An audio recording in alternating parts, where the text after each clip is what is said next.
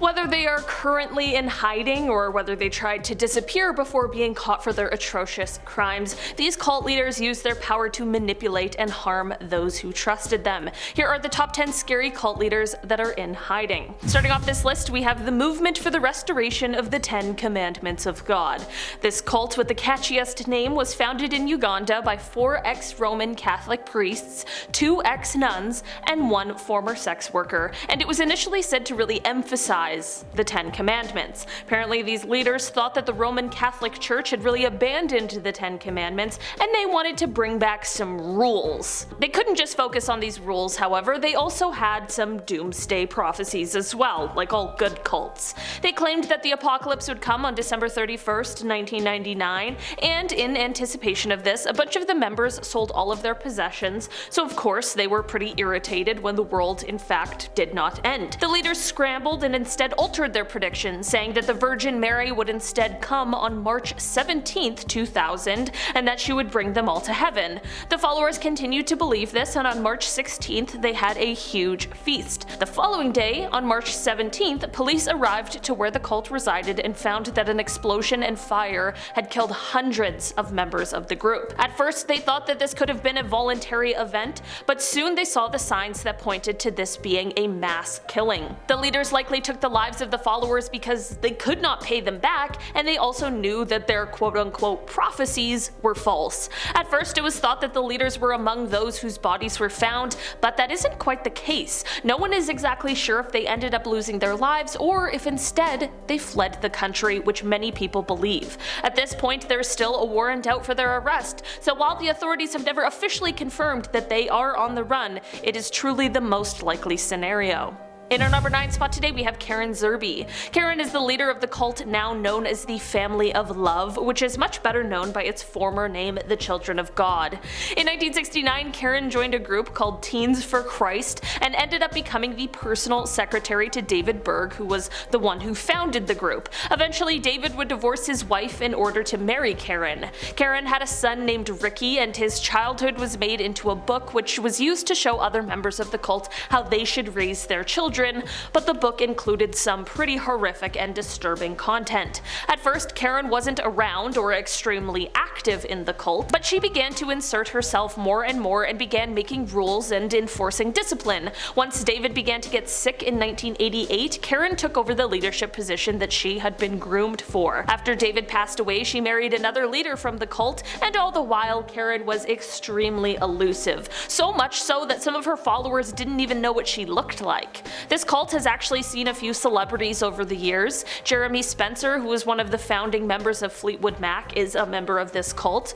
Joaquin Phoenix and his siblings were unfortunately subject to this terrible cult when they were growing up, but they all chose to leave later in life and as adults have spoken out about the cult. Unfortunately, Karen is still active as the cult's leader, even though she most definitely should be in prison, and she still remains in hiding, living off of what money she could collect from her followers. In our number 8 spot today we have Warren Jeffs. Warren Jeffs is the president of the Fundamentalist Church of Jesus Christ and the Latter-day Saints, and is also serving a life plus 20-year sentence, which is exactly where he should be, but before being caught, he lived his life in hiding from the authorities, trying to flee the persecution he had to know was coming. His father was once the president of the cult, but when he passed away, the position was passed on to Warren. As new leader of the polygamous cult, he said that no one should even attempt to marry one of his father's widows, but just a few days later he himself married all of them except for 2 because one refused and then was banned from ever marrying again, and the other ran away. If your marriage proposal causes someone to flee the cult that they're in, you clearly aren't a very good person. Warren had the power to assign who would marry who, but he was also able to punish a man by taking his wives and children and assigning them to another man. As a man, you had to have at least 3 wives in order to get into heaven, but the more wives, the more likely it would be that you got into heaven. In 2005, the Texas authorities conducted a raid and took legal custody of 416 children after someone called in and tipped them off about all of the horrible things that were happening at the ranch. In 2006, Warren Warren was arrested and is still serving his sentence. There is so much more to this case that we don't have the time to cover, but there was a documentary released this year called Keep Sweet, Pray and Obey, which I would fully recommend if you want to know more about this horrible person. In our number 7 spot today, we have Adolfo de Jesus Constanzo. Adolfo was at one point a dealer and also the leader of a horrifying cult that was nicknamed by the media the Narco-Satanists. Adolfo's followers believed that he had magical abilities, but in the worst way possible. He required his followers to kidnap young men who Adolfo would practice horrible, sadistic rituals on and ultimately take their lives in order to replenish his magic. It's an absolutely horrific story, and this carried on for years until the disappearance of Mark Kilroy. Mark was a Texas college student who was in Mexico for some fun over spring break in 1989, but sadly during this trip he was taken by the cult's followers. Mark's friends quickly noticed his disappearance and began searching for him. This led to a border-crossing manhunt, and authorities quickly revealed what had been going on, but Adolfo had already fled. He and 4 of his followers fled to Mexico City, and this is how he was finally caught. Police were called to the apartment they were staying at as a result of a totally unrelated dispute, but because Adolfo knew they were looking for him, he just assumed that they were there for him and he opened fire with a machine gun. Not wanting to go to prison, he then handed the weapon over to one of his followers and asked him to open fire on himself, and by the time police were able to reach the apartment, he was already dead. In the end, 14 cult members were charged for the crimes relating to everything that went on.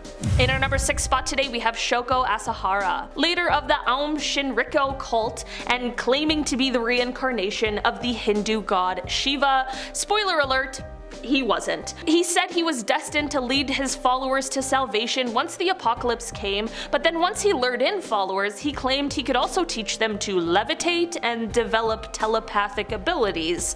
Apparently those who were most skeptical, he allowed them to drink his bathwater. I have no idea why or what this was supposed to be for, and I wish I could unlearn it, to be honest, but now we all have to suffer with that information together. The cult continued to grow, and it drew in influential and wealthy people. And what did Shoko do? He devised a plan and had a group go on to attack Tokyo in 1994, which took the lives of 7 people. Then in 1995 they released gas into the Tokyo underground, which led to 12 deaths, 50 injured people, and more than 5,000 people with temporary vision problems. Of course, this sent him into hiding as he didn't want to face the consequences of his actions. After several months, however, he was found hiding out in the group's compound near Mount Fuji. In the end, Asahara and 11 of his disciples ended up being arrested and charged, and they were all sentenced to death in 2004. In our number 5 spot today, we have David Koresh. You may also know him as Vernon Howell, but whatever you call him, he sucks. In the 1930s, Lois and Ben Rodin, who were the founders of the Branch Davidian sect, believed that a new messiah would arrive. Shortly after this is when David joined the group and he began to get close to the pair. After Lois passed away, he managed to gain control of the following, and he changed his name to become the new leader and self-proclaimed messiah.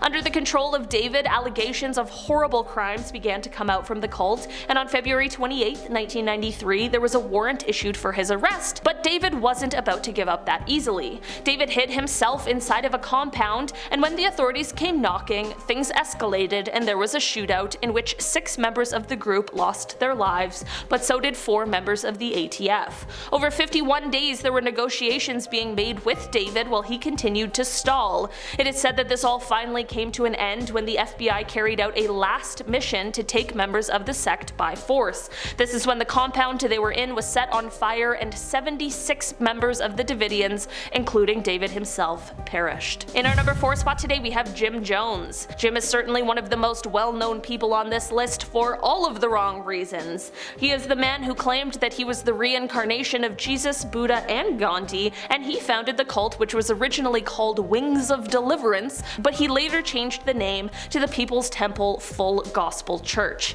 After an expose in the New West magazine about the things going on in this cult, Jim felt the need to move him and his followers into hiding. In order to flee the media scrutiny in the United States, Jim leased land in Guyana and ended up moving them all there.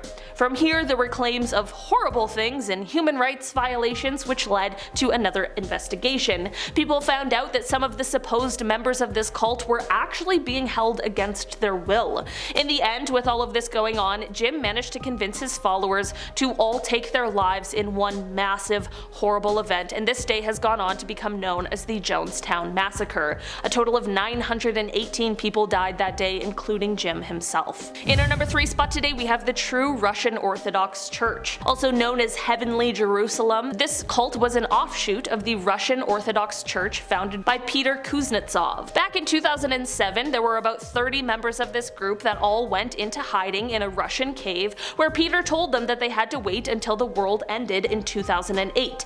This one is a little different from the others on this list because while Peter put these members into the cave, he didn't go in there with them. After 2 members died in the cave, one passed from cancer and the other from starvation, some of the members ended up deciding to leave. Like, thank goodness. They ended up leaving because they were frightened of the toxic fumes that could come from the corpses. The other members in the cave only left after the roof of the cave started to collapse in 2008. In May of that year, after the bodies of those who had passed were removed by authorities, the cave was then blown up. In our number 2 spot today, we have Daniel Perez. Daniel Perez might be better known by his alias Lou Castro, but whatever you want to call him, he led a cult that was located on a 20-acre property in a rural area just north of Wichita.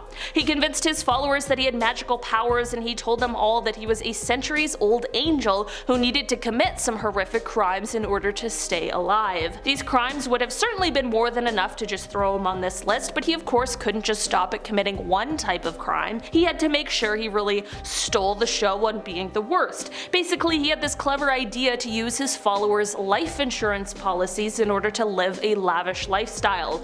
Like, as if no one would think that's weird or suspicious. While some of these life insurance policies were collected through regular means, of course that kind of greed only leads to evil things, which of course means that he ended up taking one of his followers' lives so that he could collect the cash.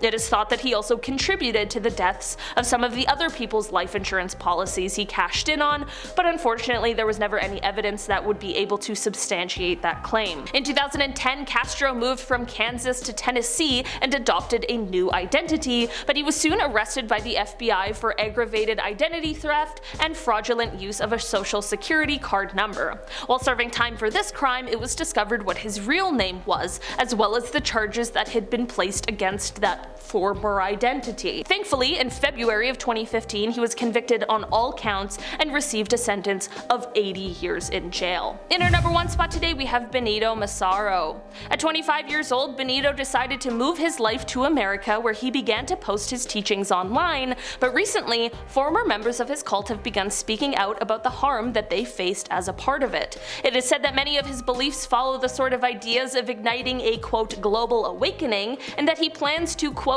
establish an enlightened civilization ready for interstellar absorption by 2035. But aside from these lofty goals and ideologies, the leader has come under his fair share of scrutiny, and for good reason. His first time in the hot seat was back in 2017 after somebody took their own life at one of his 12-day Sedona retreats. This story quickly picked up the attention of the media, where critics began referring to him as quote Steve Jobs meets Jim Jones.